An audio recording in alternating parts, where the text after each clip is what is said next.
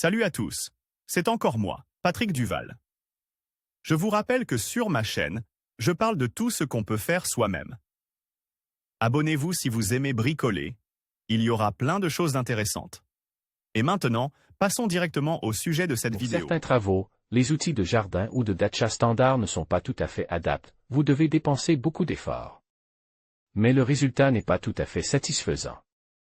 Pour lutter contre les petites mauvaises herbes et ameublir la surface du sol à la maison ou dans le jardin, Spodrutny fabrique une ou deux jardins artisanales à partir d'une bande d'acier inutile et des coupes habituelles pour une pelle ou une fourche. Fabriquez-la sous la direction d'un adulte. Vous aurez besoin de une bande d'acier de 3 cm de large, des boulons et des écrous, un manche en bois, de l'huile de lin. Outils, rapporteur, maillet en caoutchouc, étau, perceuse, clé, serviette en tissu ou pinceau. Processus de fabrication d'une ou deux jardins légères.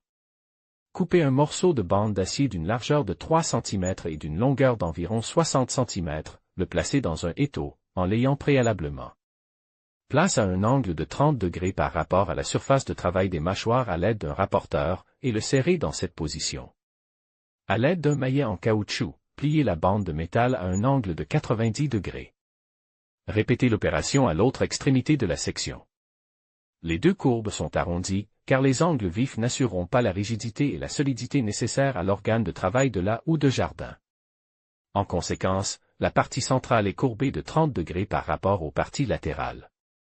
Un tel angle de l'organe de travail de l'outil garantira une plus grande efficacité, une plus grande facilité de travail et moins d'efforts lors de l'utilisation de la ou de jardin. Les côtes du corps de travail de la ou sont courbes vers l'intérieur au milieu. Les extrémités des sections pliées sont également redressées au milieu afin qu'elles soient parallèles l'une à l'autre. À l'aide d'une perceuse et d'un foret de diamètre approprié, percez 2 trous dans les sections redressées du corps de la ou, dans le sens longitudinal. À l'extrémité du manche standard, nous faisons 2 fentes parallèles disposées de manière opposée, dans lesquelles nous perçons 2 trous correspondant aux trous des extrémités de l'outil de la houe. Pressez les extrémités de la bande sur les méplats de la tige, alignez les trous, insérez les boulons et, d'autre part, vissez et serrez les écrous sur les tiges des boulons.